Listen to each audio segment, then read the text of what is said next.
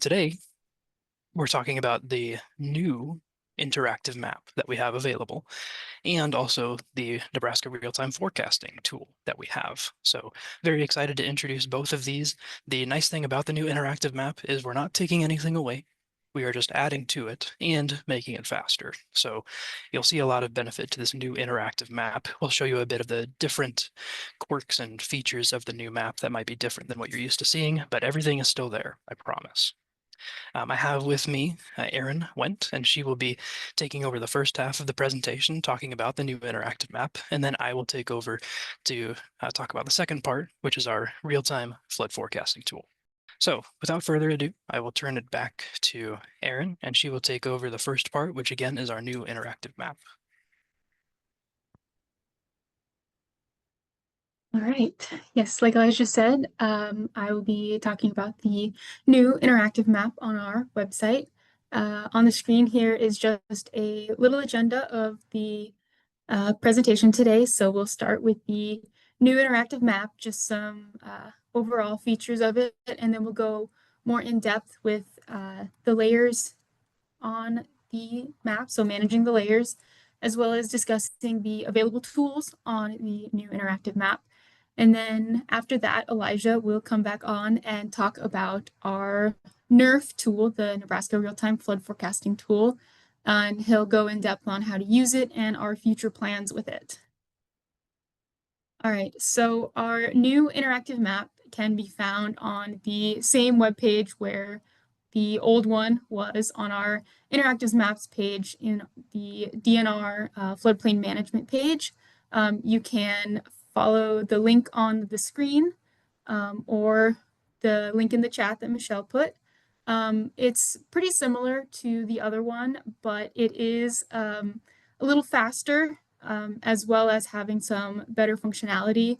And there's a more consistent connectivity, so we shouldn't have as many issues with the map being down and unavailable for use. So that is a benefit there. On the next slide. So here's just a little bullet point list of some things that have changed with the new interactive map. So on the old one, when you first loaded it up, a disclaimer page would pop up and you would have to scroll down and hit a continue button to move on to using the map. That no longer appears, and instead there's an information and overview slide on the panel that it will be on the left-hand side of the screen. And again, the layers, legend, map guidance, and stuff is now on the left-hand side of the screen rather than the right. There's a toolbar as well, that's the same, but again, it's been moved over to the left-hand side of the screen. And when you're using the search bar to search to a location, when you select the magnifying glass icon to search, you still have to select from the drop-down list that appears in order to zoom to that location. So just little tweaks here and there. There are obviously some things that are the same. So the floodplain layers and the symbology, so the colors and such, that's all the same. That's what you're familiar with. The base flood elevation request process, that is staying the same. We also still have the letters of map change layer, so you'll still be able to view letters of map change in your community by toggling that on. And there are still drawing and print functions available. Now, we do have a new landing page for the new agency. So the Department of Water, Energy, and Environment, if you go to dwee.nebraska.gov or follow the link that Michelle put in the chat, it will take you to this landing page. At the moment, it is just a landing page, so the tiles on the screen you see will direct you to the legacy sites for the previous DNR and DEE websites, but eventually we'll get integrated into this website. But for now, it's just a landing page. So to get to our floodplain management page in the interactive maps, you can either select the floodplain management tile on the left-hand side, it's in the middle bottom, or you can select the yellow tile underneath that that says Visit Department of Natural Resources. So in the next few slides, we'll go step by step on how to find our interactive maps page from the home screen of the DNR website. So this is the home page of our DNR website. And what you will want to do is hover over the services tab. So we'll have little arrows and boxes to kind of help you follow along. And when you hover over the services tabs, this blue window will appear, and then you'll want to select interactive maps underneath the floodplain management row. That will take you to our interactive maps page. We saw this a little bit earlier. So we have the old interactive map still available for use. And then on the left or on the right next to it, we have the new interactive map, which has the word new in red.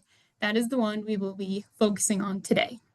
And I want to mention, so that's going to stay that way for a little while, but within the next month or so, we are going to phase out the old map entirely. So you can still use the one on the left for now, but we are going to phase out within the next month or so to the new one. And so you won't see these two options, you'll just get the one in the middle.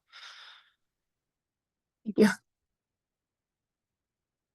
All right, so when you select on the new interactive map, it will take you to this screen. This is the initial screen you'll see. And in the next few slides, we'll be going in depth on everything that you can see and use on the new interactive map. So we'll start with managing the layers. There are a lot of layers to discuss, so we're going to go in depth on all of those. On the interactive map, there are layers that are set to be on always, like their default is on. They'll appear on the map when you first load it up. These include the BFE determinations, the political boundaries or the community boundaries, the National Levy Database, the floodplain boundary comment review, the floodplain boundaries, so that includes the NFHL or the National Flood Hazard Layer and the flood awareness areas. There's also the hybrid reference layer and the imagery. So we're going to go in depth on every single one of the layers options that you see in the left-hand panel on the picture there. So one thing to note is that sometimes this is a lot of information to see at once. And so you can easily turn them on or off by checking or unchecking the little blue box next to the words. So the first thing we're going to go over is the letters of map change. Like mentioned earlier, this is a feature that is still available from the other interactive map. It's a point layer that shows all of the letters of map change or the letters of map amendment and the letters of map revision based on fill in your community. They'll show up as purple dots on the screen. You can see in the image there on the screen what it looks like.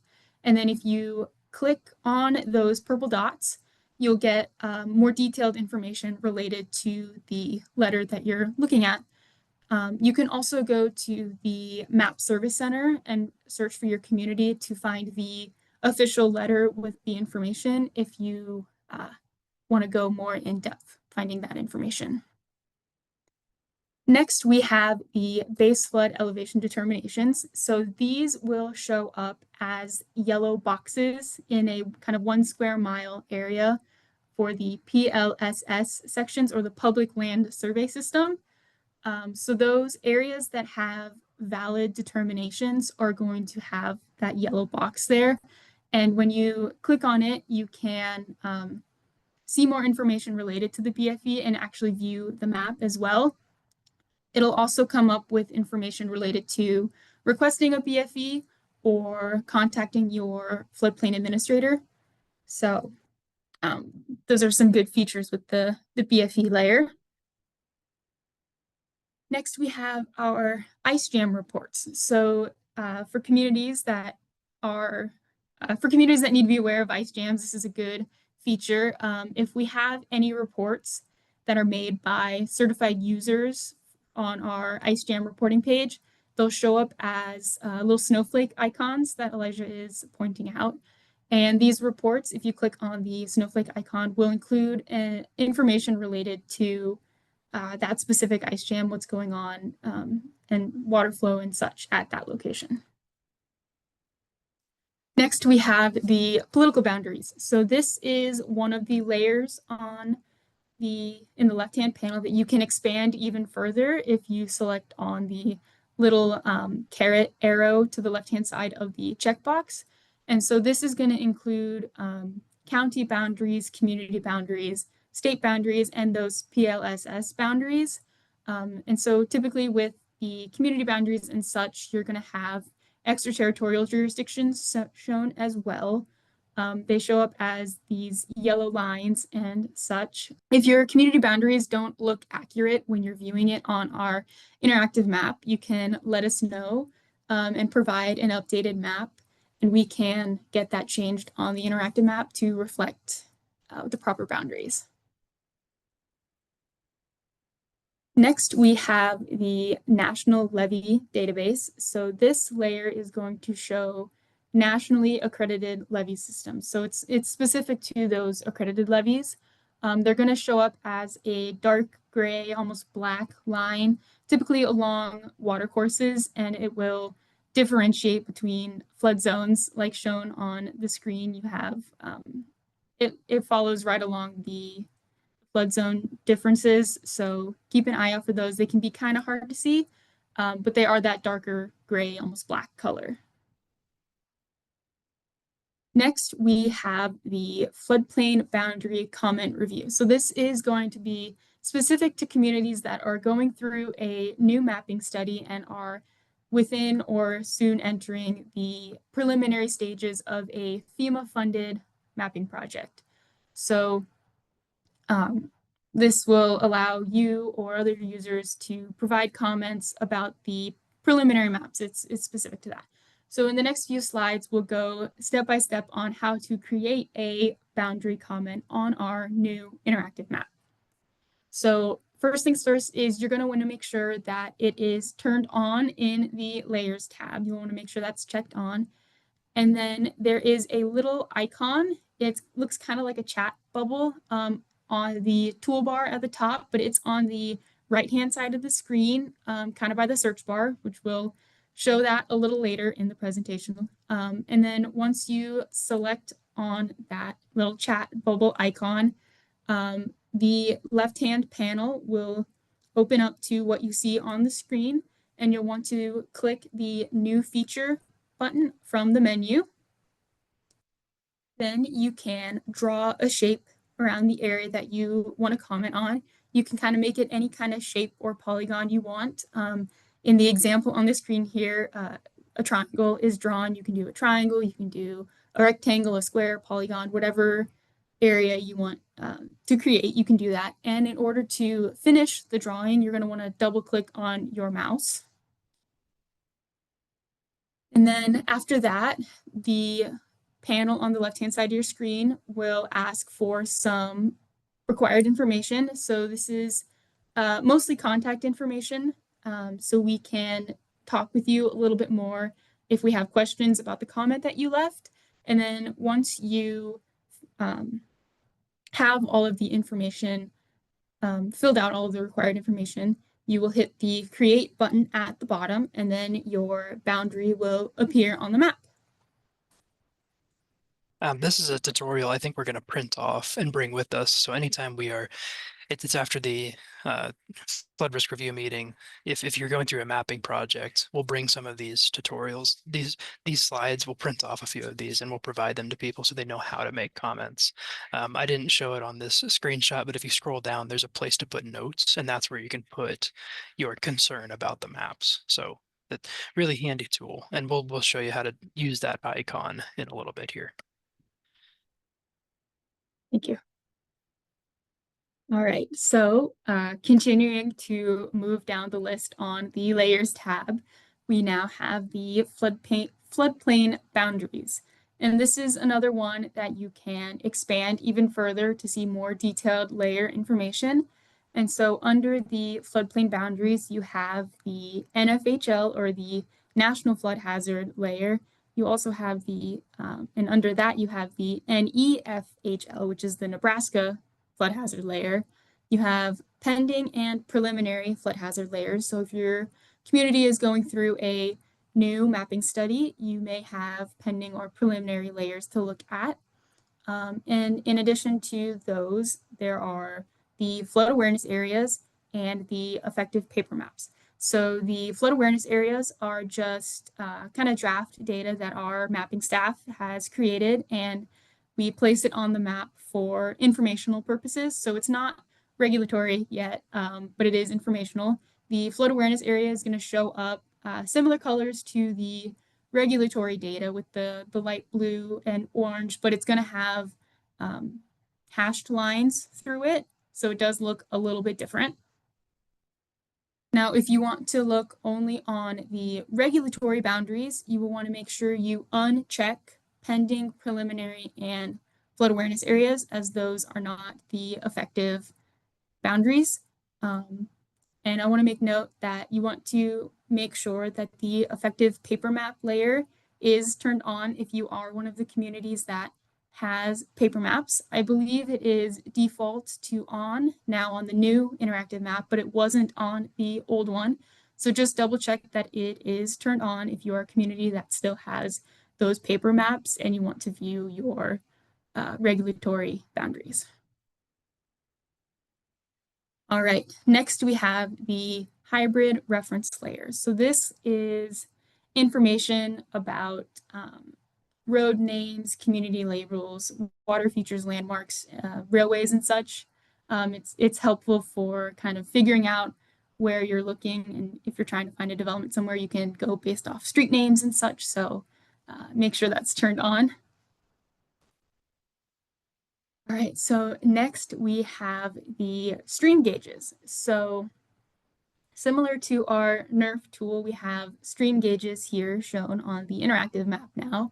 And when you turn this on, you'll see point data map on over the state of Nebraska with all of the stream gauges available. The colors are going to coordinate with the flood stage. So green is good. Green means there's no flood stage associated with it.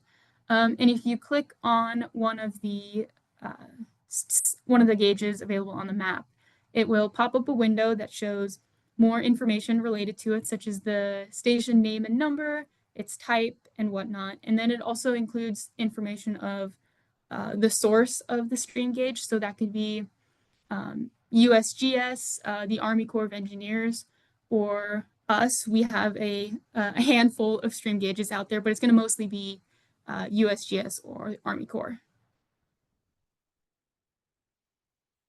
All right, next down the list is the flood risk products. So this is another one where you can expand to see even more detail with the layers.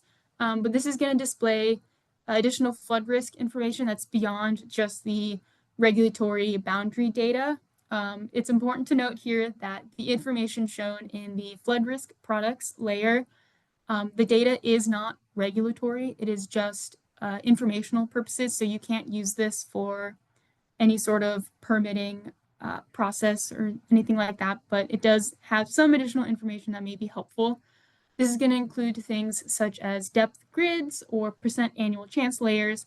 And so when you have these toggled on and you click a point within the boundaries, so on the picture on the screen there, we have the percent annual chance flood risk toggled on, and you can click between within the colors there, within the red or the purples, and it will pop up a window that gives a estimated percentage there. And again, this is just estimated and it is just informational purposes. It is not regulatory data, but it can be useful information.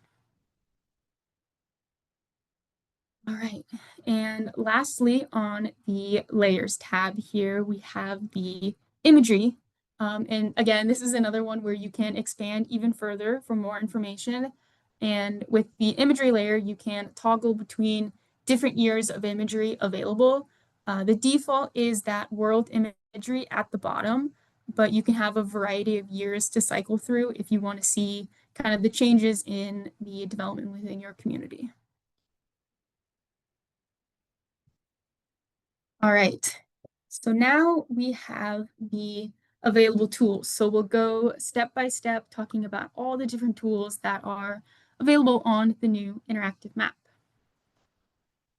So to start, just kind of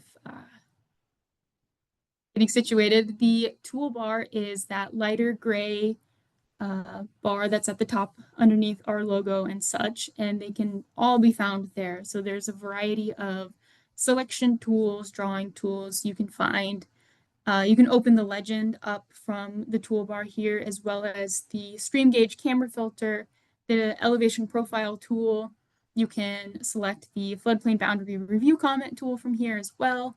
And then there is the print map view option, as well as opening up the attribute table for the map. Now we're going to go step by step through all of these different available tools and talk a little bit more about them. So first things first is the selecting tools. So default is the select feature where you have your mouse and you just click a point and then it will open up features like we've seen on previous slides, what that kind of looks like. But there is the option to draw rectangles to select features within a certain area, as well as select by lasso, which is you can just draw a custom shape and then it'll pull up information related to whatever falls within that selected polygon. Next, we have the drawing tools. So again, like the previous interactive map, you're able to draw on the map if you would like. So this includes drawing different kinds of points. So you can just place points on the map, and there's a variety of little icons you can choose for your points.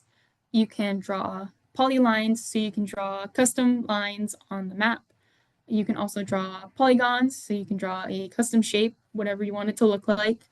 There's also the option to draw a rectangle or draw a circle. Now, in addition to being able to draw all of these things on the map, if you make a mistake or want to redo something, there are undo, redo, erase options, as well as being able to collapse the drawing window. So those icons on the end there on the left-hand side are those undo, redo buttons. So measurements. The measurement feature is a little bit different than the previous interactive map, where when you're going to be making measurements, you'll be selecting from the drawing tools, whether that's going to be a line or a shape.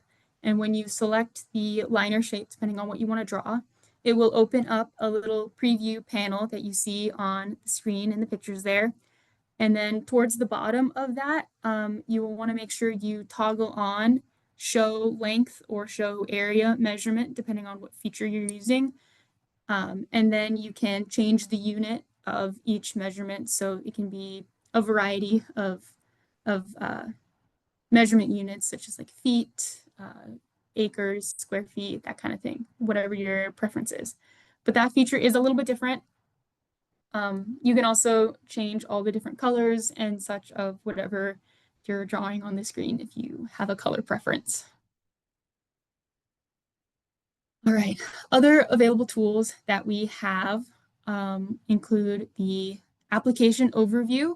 So this is going to return you to that first window on the left-hand side panel, talking about the disclaimer information, use, all that kind of stuff. The map layers it's the little icon that looks like a few sheets of paper on top of each other. This will open the layers selection panel. So everything we went through just a little bit ago, this will open up that part. Then there's also a legend. So it's going to open up a general map legend of some of the features that you'll see on the interactive map. Next to that is the NeRFF legend. So this is going to open up the legend specific to the floodplain boundaries available. So what the different colors mean, the differentiating between the zones, that kind of thing. And then there's also the stream gauge camera filter. So this is obviously applicable to the stream gauge layer, where you can filter it to only see stream gauges that have a live camera feed associated with them.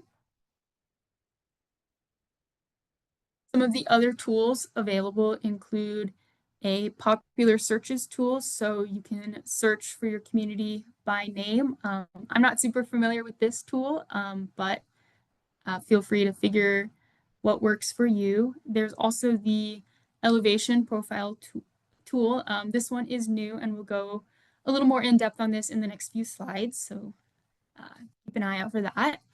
And then we have the floodplain boundary comments. We just went through how to leave a comment and such there, but here's where you can find it in the toolbar on the top of the screen.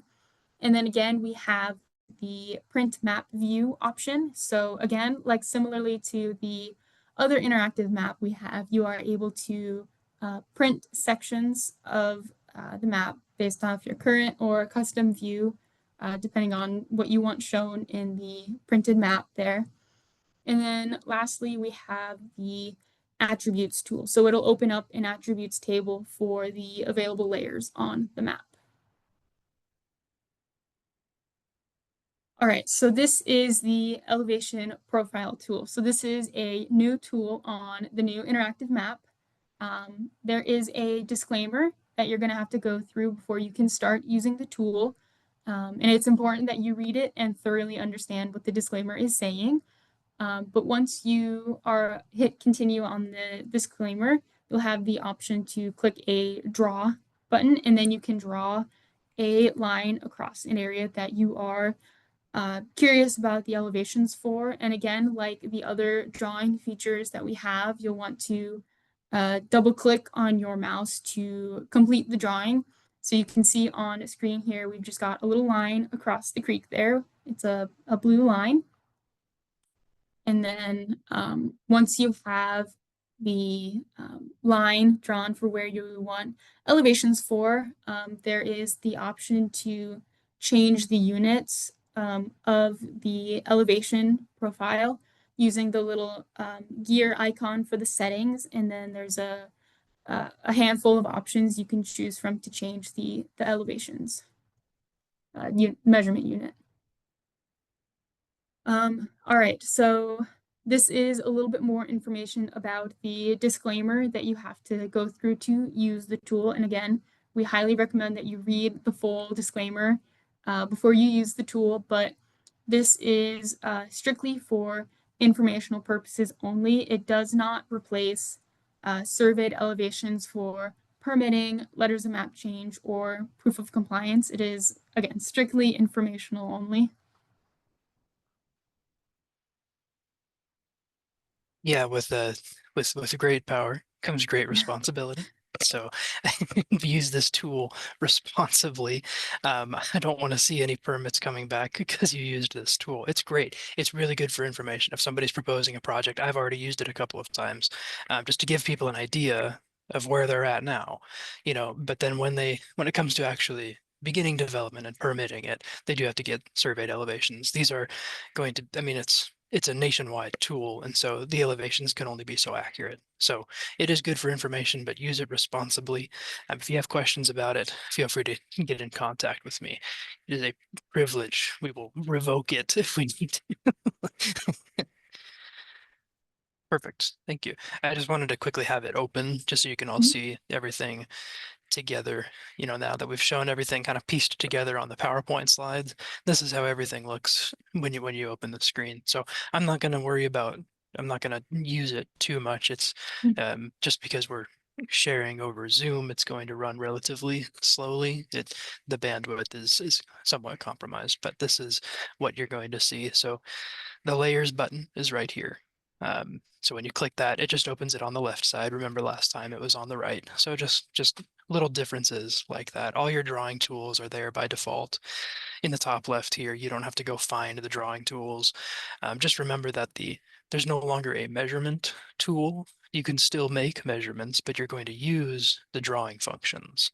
So if I see if it'll let me zoom in here.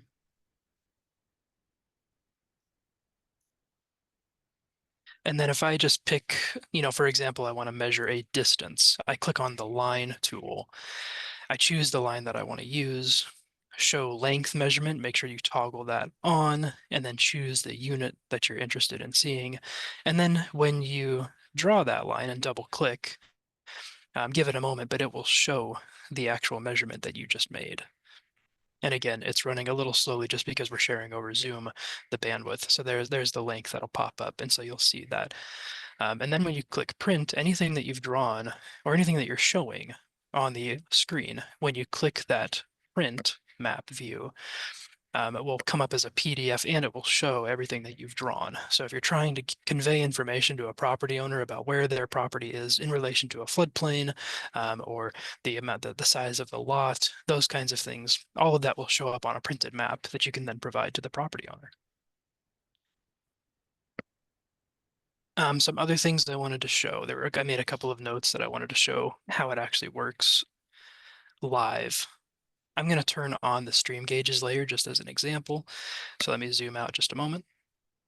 Oh, and Ryan made a good comment. The hashed areas show, when you're zoomed out to this level, the hatched areas show where you have flood awareness areas. So you see these sort of dark blue striped areas. That's where we have flood awareness areas available, meaning we have draft data that can be viewed to show what the future of your floodplains could look like.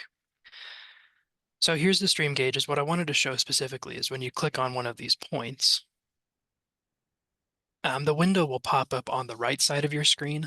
Personally, I like to see it closer to where I've clicked. And so if you click this little button here that shows the two windows, it will undock it. And what that means is it'll pull it down to the point where you clicked. And so then anywhere where you click, the window won't pop up on the right side of your screen. It'll just pop up where you clicked.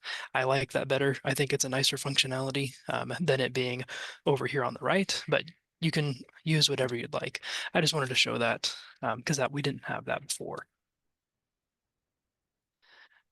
The comment button is this one here, and anytime you click on it, it just opens up that new feature. And again, the effective paper map is now on by default. Aaron mentioned that earlier, but that was always somewhat confusing for communities that had paper maps. They were having a hard time remembering to turn on that layer. And so we've now turned that on by default. So if you zoom in on a community that has paper maps, they will already be shown automatically. So that's a nice feature to have. The way I like to explain it is think of it like a slice of cake. You're looking at a cross section of a cake. You take a slice, you turn it on its side. You're looking at it from the side.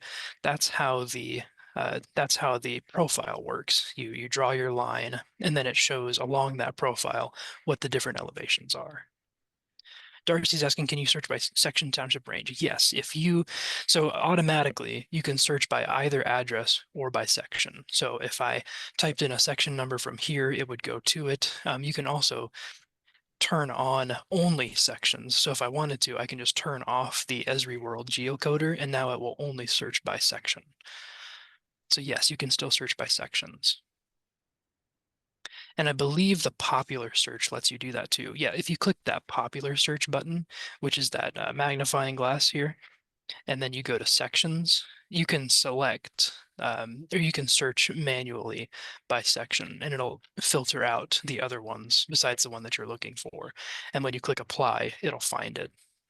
Or if you wanted to scroll one by one through them, you can do that too. I'm sure you don't want to do that. So if I type in 12 and give it a moment, it'll pull up all of the 12s and so on and so forth. So, oh, and then the last thing, I should show you how to find yeah, of course. Thanks, Darcy. I'll show you the BFE function. Well, okay, that's okay. I'm not seeing it but if you click on the yellow box, that window will pop up to either view or request a BFE, same as before. Hey Elijah, you need to zoom in a little bit. You can see that the BFE determinations layer on the left is grayed out, so it won't show up. It's a scaling thing. Another thing to note, if something is currently loading, you'll see blinking dots to let you know that it is still loading. There we go. So there's one that's popping up down here. It's just taking a moment to load. It's just what happens when you're running a Zoom meeting at the same time as trying to display an interactive map. Hence why we created the PowerPoint we did. I think in general, it's just loading too slowly with everything I've got on my screen here. But I just clicked on that yellow area, and this is the window that will pop up to let you view the BFE determination or request a BFE determination if there isn't one there already. So there's that yellow box I was looking for. They're down here. Okay, so we'll get kicked off. I'm going to go into real-time flood forecasting. So this is our newest tool, and it's really exciting. I've presented on this before. We've presented on NeRFF a number of times, actually, but we've made some recent changes. There are new updates, things that you probably have not seen before if you've not been to NeRFF recently. So we're excited to show what it looks like now. Things have changed pretty drastically since the last time I presented this last year.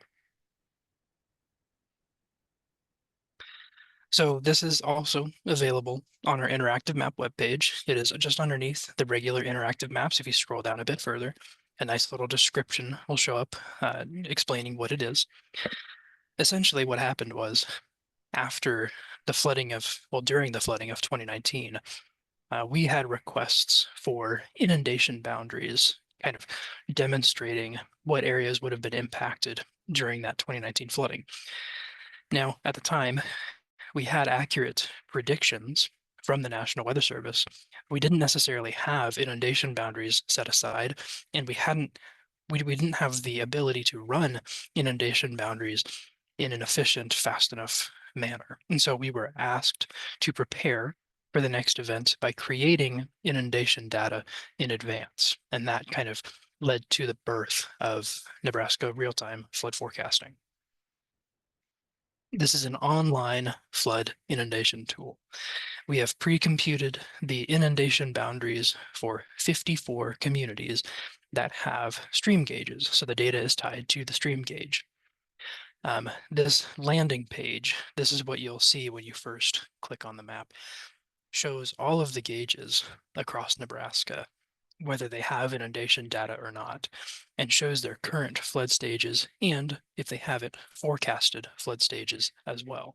So what I like to do when we have events, and I'll open up this web page and I'll just have this dashboard sitting open on a tab, and I'll come back and check on it every now and then and look for the different colors, because that'll show what gauges have entered flood stage, which ones are forecasted to. So just looking at it from this viewpoint is very helpful. It also has radar, live camera feeds of some of the gauges that have them, watershed boundaries, so much more. We're going to go over all of that today so you can really tailor how you're using NeRFF to work for you. So this one does have a splash page. We talked a little bit on the last one about how it doesn't have that splash page anymore. This one does have a splash page. It has the disclaimers talking about how the data was created and how it can be used. So feel free to read this on your own time. When you click agree, that splash page will go away.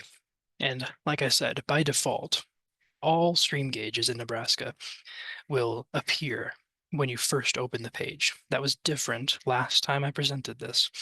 We just showed the gauges that had flood simulations. We've changed that now. We thought it was important to show all of the gauges, whether they have simulations or not.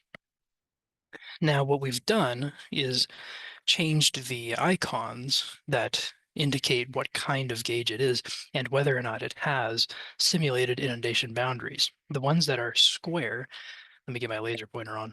The ones that are square, like these around Grand Island and this one here, those have simulated inundation boundaries. So when you go and you click on those, you can use the flood simulator.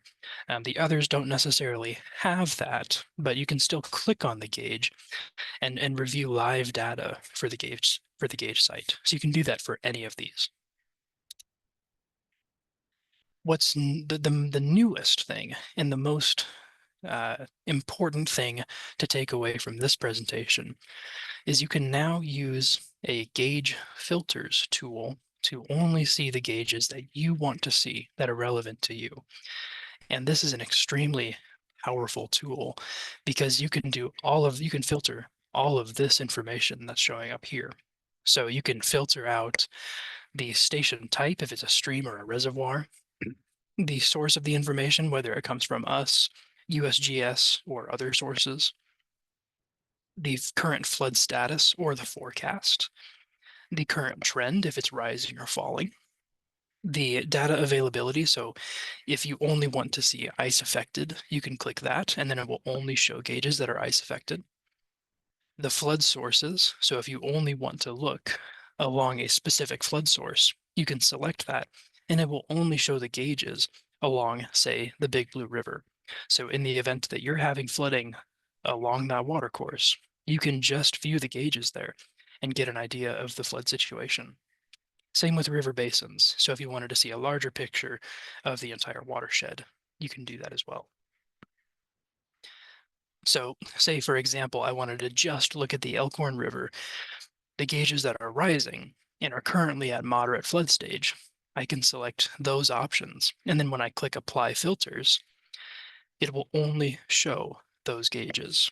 So you can really narrow down what you're looking at. Same if you wanted to just see the gauges that have simulations. You can just click that and it will get rid of all of the other gauges that don't have the simulated boundaries. And then if you just click this reset filters, it'll put everything back to default, the way you originally opened the page.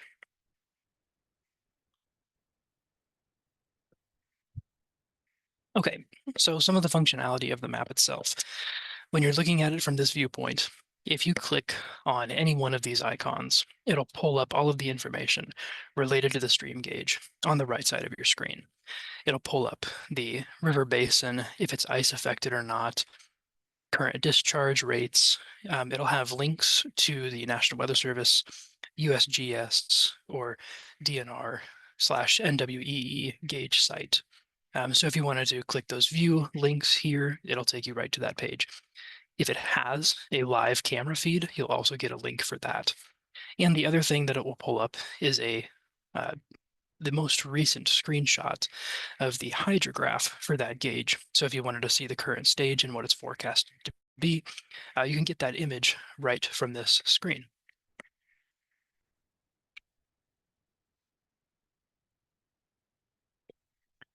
This has just expanded that window a bit so you can see it a little bit better. Hopefully this is easier to see. So you can see all of the different buttons. When you click on it, the stage height, the current stage height for that gauge will appear here at the top so you can see what it's currently at. And then again, the hydrograph is here.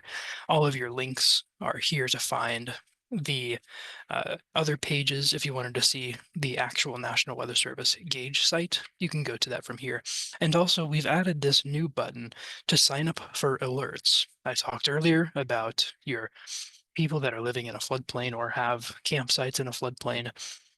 You can sign up for alerts tied to that gauge station from NeRFF. If you click that view, it will take you to that page and will walk you through how to sign up for alerts for that specific gauge site. So if it enters the flood stage, you'll get a ping, a notification letting you know it's time to evacuate. So extremely, extremely useful information here.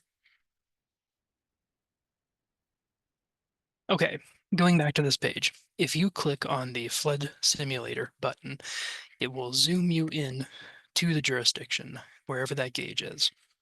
And this slider bar will pop up at the bottom. And this is how you can change the current inundation boundaries that you're looking at based on flood stage. Now, I want you to note a couple of things.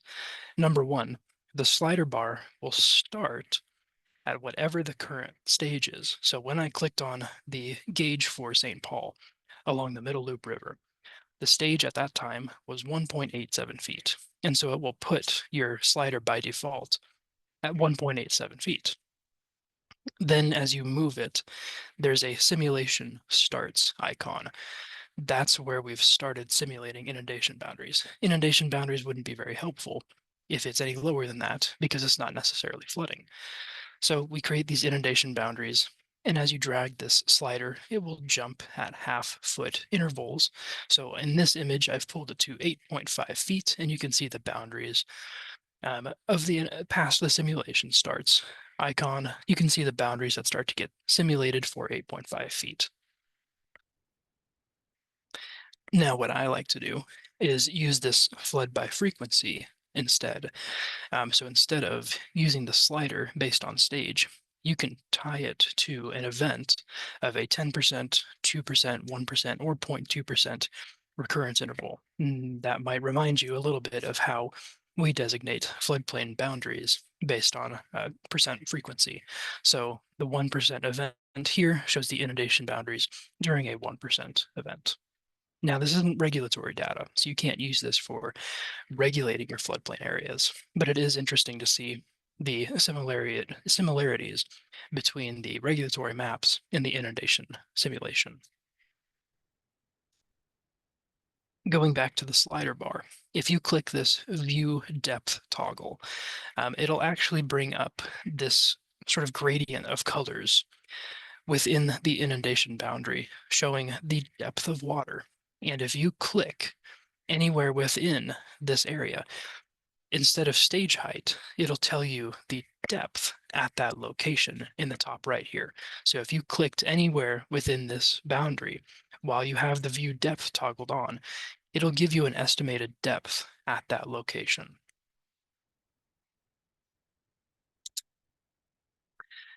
When you have that slider bar open, the other thing you'll see is the record stage. So the record stage at St. Paul is at 12.69 feet, and that was achieved back in June of 1947. So if you wanted to compare, you could drag that slider bar over to the 12.5 to 13 range to get an idea of back in 1947, this is what the flood conditions might have looked like.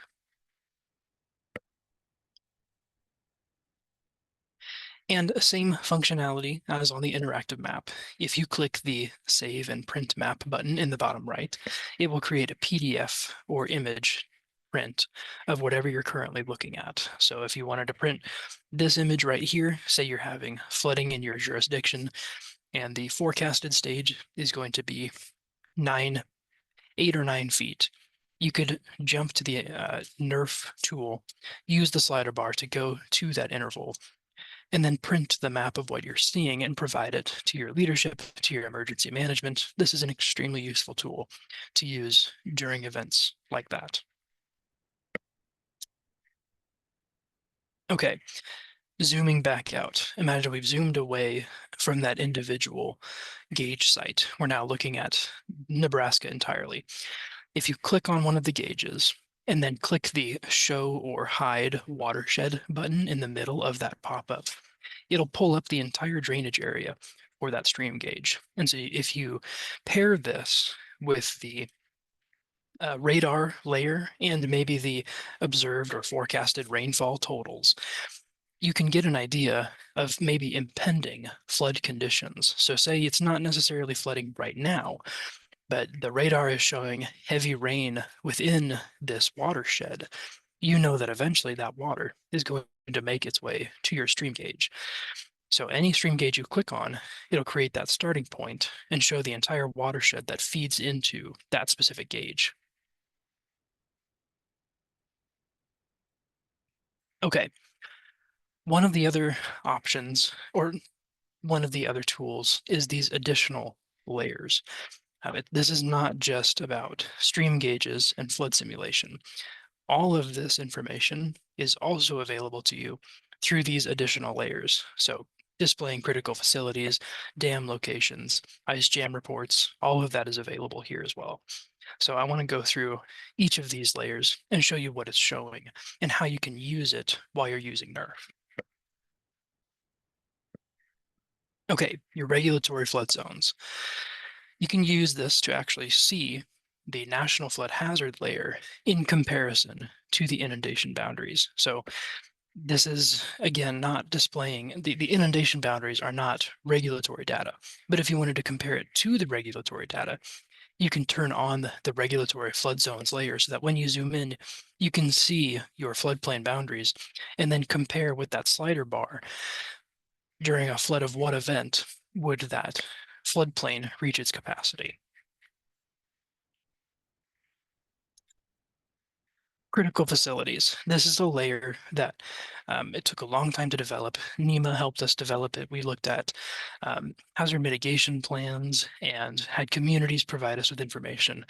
But if we were told that a critical facility existed at this location, we put a point showing that this is a critical facility. So when you toggle this layer on, it brings up all of these gray points, and you can see we have a critical facility at that location, and that can be used in local hazard mitigation planning or by emergency management to create emergency action plans.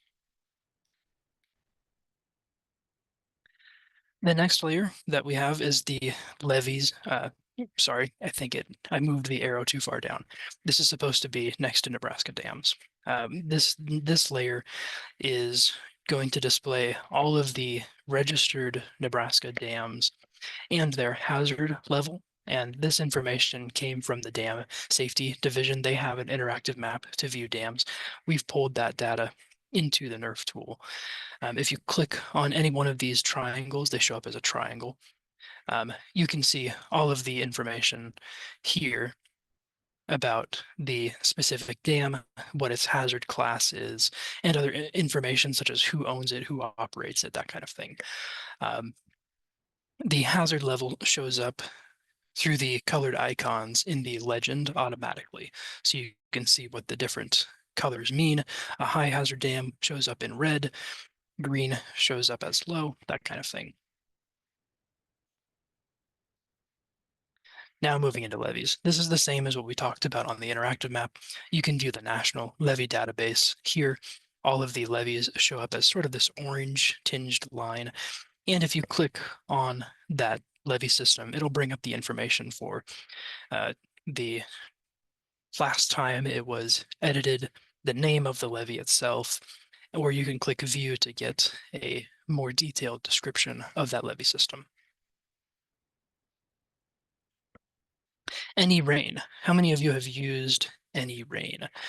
This is a tool that we highly recommend you pair with NeRFF because this is where you have registered users with rain gauges where they are, and they are collecting rainfall data and reporting it to any rain, and it shows up here on this layer.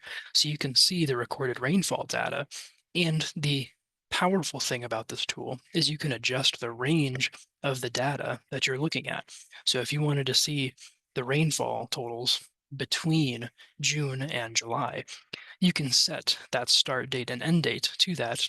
Click the update any rain layer, and then it'll give you all of these points. If you click on them, it gives you the total precipitation for that gauge.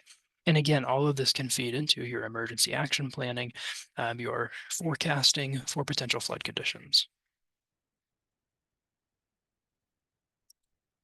Ice jam reports. This is no different than the interactive map. These are reports made by certified users of our ice jam reporting page. These will show up as those snowflake icons again, and when you click on those icons, we'll bring up all of the information that was reported to us by that user. High watermarks. This is a somewhat new layer. This was not presented on last year. We now have displayed high watermark data on the NeRFF page. When you turn on this layer, points will show up when you're zoomed out farther, and I didn't show it here, but when you're zoomed out farther, if there are clusters of high water marks, which a lot of times there are, you'll see that cluster and it will say there are 10 or 15 high water marks in this location. And if you click on that cluster, it'll pull up all of them to select from. Or what you can do is zoom in closer and it will split them apart. But when you click on the individual points, it will pull up the recorded historical high water marks, and these are reviewed and verified to make sure that they are accurate. Not anybody can put these high water marks there. And then it gives a description of what the high water mark was, when it was taken, and what the conditions were at the time. Digitized streams, I couldn't get a screenshot of this layer because the map was undergoing some maintenance yesterday. But the digitized streams, it just shows a line indicating the stream bed along mapped streams. So again, no screenshot, I apologize. But if you wanted to see the middle of the water course, you can turn on the digitized streams. And when you're zoomed out, it looks very nice. It shows all the way across Nebraska. Building layers. This is also a very powerful function of the NeRFF tool. And again, this is new. This wasn't there the last time we presented on this. If you turn on the building layers and you zoom into a jurisdiction, it'll pull up the footprints, and you can see them here. It'll pull up footprints of the individual structures within your community. These little icons will show up on what type of building it is. And when you click on the individual buildings, you can see the category, if it's commercial, residential, recreational, what it's made out of, the number of stories, type of foundation, and structure valuations. You can start to see how that tool is extremely powerful. And when you're looking at your emergency action planning, or looking at, say you have a flood event and you're trying to do an estimate of the number of structures that you're going to have to inspect for substantial damage inspections, this tool is extremely useful because you can take that slider bar to view the inundation boundaries and compare to this map of the building footprints to see how many structures might have been impacted by that specific event and the possible valuation of damages. The National Risk Index. This is a very interesting tool to look at. It doesn't necessarily show anything at the individual property level, but it does get down to the census tract level. It takes data from the National Risk Index, which classifies 18 natural hazards in the communities that are at risk of those individual hazards. What we're displaying on NeRFF is the riverine flood risk by census tract or county level. By default, it shows on census tract level, but if you click on individual census tracts or counties, it will pull up a ton of information about the riverine flood risk. So it'll pull up the population within that census tract, the total building valuation versus agricultural valuation, the number of individual flood events that have been recorded historically in that area, the risk rating in comparison to the national risk rating. So, this is in Dawson County. We have selected this census tract, which is in the 96th percentile for flood risk compared to nationally. The next layer, the last layer that we'll talk about here under the additional layers tab is the weather layers. And this includes watches and warnings. So any of the National Weather Service issued weather watches or warnings will show up here when you turn on the weather layers. You can also look at 6-hour observed rainfall and 6-hour forecasted rainfall. I believe in this case, this is observed rainfall within the last 24 hours. I took this screenshot a couple of days ago. This screenshot is from the forecasted rainfall.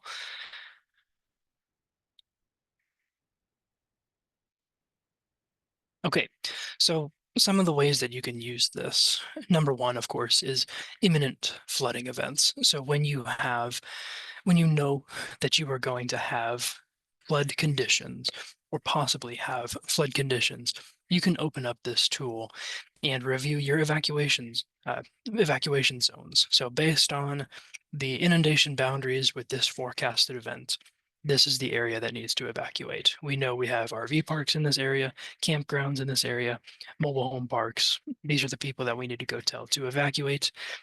And with those forecasted hydrographs during flood conditions, the National Weather Service will start to show a forecasted line of what the crest is going to be. And then you can compare your inundation boundaries to that crest to view your possible evacuation zones. You can look at your emergency routes. So if you have say you have an RV park and you know for sure they have 2 access points in and out, you can compare those access points and drag that slider bar of that inundation boundary to see approximately when that road is no longer going to be usable. It can tell you about road closures. So again, if you need to close a highway or a bridge, it can give you an idea of when that inundation will start. And this is especially important during emergency flood briefings. So if you have your emergency operations center activated and you're reporting to that and trying to give a synopsis of the possible event, this tool can be pulled up and can give you a ton of information about the impacts that you can expect. Outside of emergency situations, of course, you can use this for development planning. So maybe an area isn't necessarily in the floodplain. However, you know from looking at our simulated inundation boundaries that if you have a flood event, maybe it is a compared to a historic event that's already happened, where the inundation boundaries expand beyond the regulatory floodplain. You can provide that information to possible developers and let them know, hey, this area has a flood history. It has flood risk. It may not be in the floodplain, but you can compare those inundation boundaries and make better informed decisions. Same with your hazard mitigation planning for placement of critical facilities or mitigation projects, or future planning to make your community more resilient. This is a great tool for that. The modeling is more up to date. So maybe you don't have updated floodplain maps. Maybe your floodplain maps are 15, 20 years old. This data is very new. So you can have more accurate modeling compared to real world conditions using this tool. If you want to use this for tabletop exercises, please do. The tabletop exercises that we've developed and presented the last couple of years uses NeRFF data. And so you can use this to simulate a flood event and practice your emergency procedures in a tabletop setting. And of course, outreach events. I noticed we did have a question. These maps are created by surface elevations, correct. It does not account for storm sewer system where flood waters can back up through pipes and outlet onto streets. This is showing from the gauge itself. It will show some pluvial flooding, but not necessarily related to the stormwater system. So it's based on if you have all of that water flowing into the mapped water course, if that were to be inundated. It does go into, if that were inundated, it shows flooding along streets. You can see it a little bit here in this image. You can see how the flooding follows streets, but it won't necessarily take like a stormwater system into account.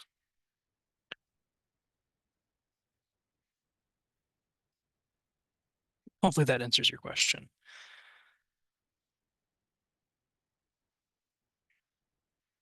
The plan is to add 2 or 3 sites per year based on gauges. However, one of the discussions that we're having right now is we would like to leverage the national water model to add some ungauged sites as well. So parts of Nebraska that don't have stream gauges, which there are a number of places in Nebraska where you have a bit of a desert, there's no stream gauge there. We're looking at ways to use the national water model, which does map areas that don't necessarily have stream gauges, to create some inundation boundaries for those sites as well. So the idea is that we can fill a lot of Nebraska, a lot more of Nebraska than we would if we were just confined to gauge sites. We plan to update the critical facilities data to be more accurate and to add more. If you have information you want to share about critical facilities in your community that don't appear on NeRFF, get in contact with us and we can modify that. And then the next step is hopefully to add damage assessment data for structures. So maybe you can take the inundation boundary, take it to a certain point, and then get a report of the expected total damages during that inundation event. Eventually, that is what we're moving towards. So this site is in constant development. If you have ideas for how to make it better, please get in contact with us. This is the splash page that you would see when you first open it. You click this agree button, takes you to it. And like I said, you can see the gauges across the entire state. Right away, you're met with the different colors. So you can see the different risk ratings for each of those, and those are tied to the National Weather Service symbology for risk ratings. And so they'll match what you would see if you went to the National Weather Service page. Right now, everything is showing up as green minus the one reservoir and So everything is relatively normal. However, the other thing you can see is the current trend. So you have rising, falling, or constant. So any of these with arrows mean they are trending in a certain direction. So I can click on that gauge, such as the one at Columbus, and give it a moment again. Presenting slows everything down a little bit. So it gives me all of this information at the gauge, the current stage height, and then it gives me the latest hydrograph. And you can see that things have fluctuated quite a bit. Columbus has been getting quite hard with some rain recently. So you see quite a bit of fluctuation here. Nothing impending flood conditions, but nice to see that data. And if you click on any of these to view the site, it'll take you to the National Weather Service page to give you much more information about it. One of the things the National Weather Service has started doing is these flood impacts.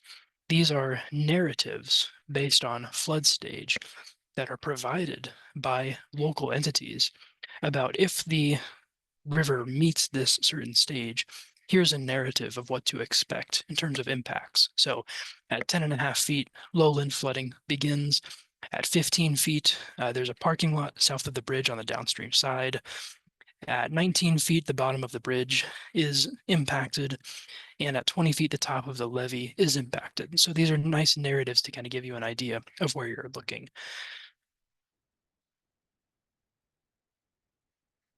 To go to the simulator, you just click on the flood simulator button.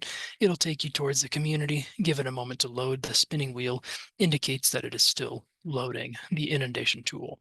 Once that goes away, you can take this slider bar, which again starts at whatever the current stage height is. So it's starting at 4.45 feet. I can take that to the simulation starts, and it will begin to show me the boundaries of a simulated flood. I can zoom out a bit so you can see a little better here.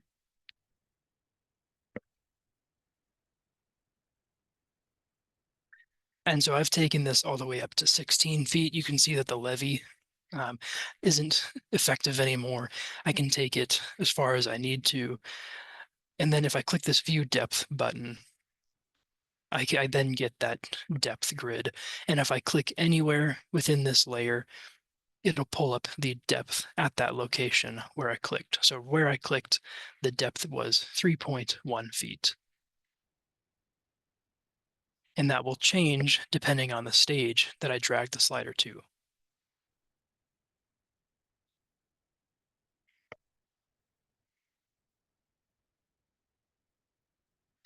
This is new too. You can change the opacity. So if you wanted to make it a little more transparent, you can just slide that and change that. And again, when you click the Save and Print Map tool, oops, it'll generate a PDF printout of what you were just looking at. So for bringing this to make a report to your team members or to your emergency manager, this is extremely useful. Okay, I'm going to zoom back out again.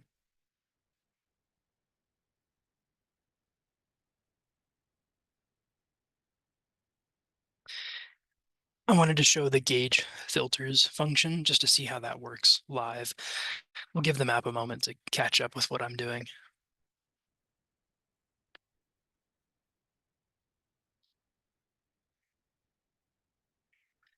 Shelley asked, can you show how to find if a critical facility is on the map? Yes, I will show that next.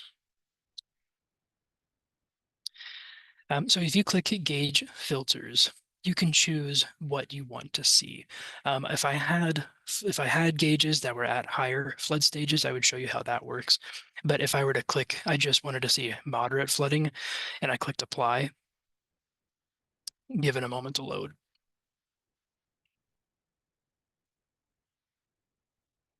It's going to get rid of everything because nothing is at the moderate stage. So I won't show that function necessarily. We'll turn that off. So if I wanted to see just the gauges with simulations, I would click that check mark and click apply. And now I only see the gauges in Nebraska that have simulated inundation boundaries. Let's say I want to see just the gauges along the Elkhorn River. I can click Elkhorn River and click apply. And now it gives me the Elkhorn River gauges here. And so if maybe you're downstream, maybe you're down in the Fremont area, and you can see that there's flooding up in Norfolk, you can expect that eventually that water will get down to you. And hopefully the National Weather Service has begun issuing forecasts for the gauges downstream. You can do the same thing for the river basin, so it kind of expands that selection to everything that would feed into the Elkhorn River too. And say that you have done too much and you're not sure how to get back, just click this reset filters button and then click apply, and it will bring everything back to the way it was. Sherry's asking, oh, okay, you figured it out. Clicking on one. Oh, you found it. Okay, yep, it should just be, you were looking at the St. Paul one, which is right here. It should be this flood simulator right here. And then if I click this show watershed button, this is what pulls up the entire drainage area into that stream. And it works anywhere. So I can click on here, brings up that drainage area, much smaller. Can click on the gauge at Deweese, brings that one up. So you can start to see how that's really helpful information. And then just click hide to make that go away. Oh, and someone wanted to see the critical facilities. So let me turn that layer on. Under additional layers, that's where you find everything here. I'll go ahead and switch that on. The blinking blue light means that it's still loading. And so you can see just zoomed out to here, this is where we have identified critical facilities. Now, again, this is information that we got from the the Nebraska Emergency Management Agency, or were provided through hazard mitigation plans, or the community told us about them. So this is not a comprehensive list of critical facilities in Nebraska. It's just what we've been provided. So we're always looking to expand on this and make it better.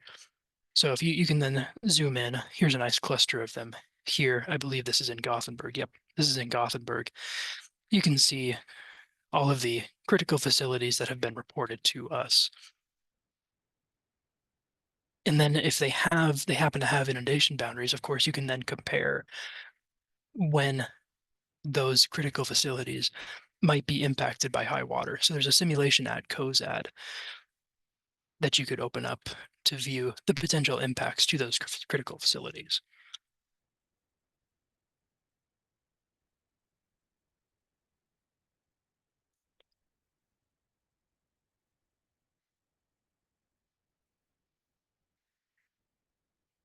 We should look at the observed rainfall. So obviously, Nebraska has been getting a lot of rain recently. This is the observed rainfall within the last 6 hours. So you as floodplain administrators can use this tool to monitor conditions. And during rain events, you can take a look at what the expected rainfall is if you're looking at the forecasted layer, or the observed rainfall, to get an idea of when that water might impact your community. Oh, yes, good point, Michelle. I should bring up let's turn off the weather layers for a moment. I just want to see the gauges with a camera. So I'll use the gauge filters, select the camera toggle. Anyway, if you click on camera, it'll bring up only the gauges that have live camera feeds, and then you can watch the conditions. When you go to those gauge sites too, you can look at time-lapse videos of how the conditions have changed. So you can see the water physically rising up and spilling over the banks if they have those cameras. We have actually added cameras to, I believe, 25 different gauge sites across Nebraska. So before, there were maybe only a couple dozen cameras, and now we've more than doubled that number. So there should be a lot more data. And there it goes, it loaded now. So if I click on any one of these gauges, I know that it has a camera, so I can go to the Gauge by Schuyler. And if you click this high-vis camera view button, it'll take you to that page to view the live feed. From that page, you also get a live view, the most recent image from that camera. You can see some rain there in the distance. So this is the high-vis site tied to USGS. And this is where you can view those time-lapse videos. So I can take my cursor and look at any point, and it will bring up the image from that point. So you can see it was really high. It was about 10 feet a couple weeks ago. And you can see those conditions then. And it goes quite far back as well.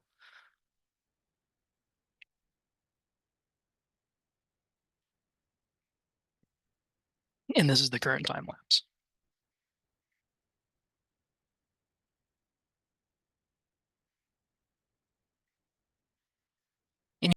Let me reset the filters. I want to show the building footprint layer. Let's go to someone that has, we can go down to Kearney here. Let's bring up their flood simulator.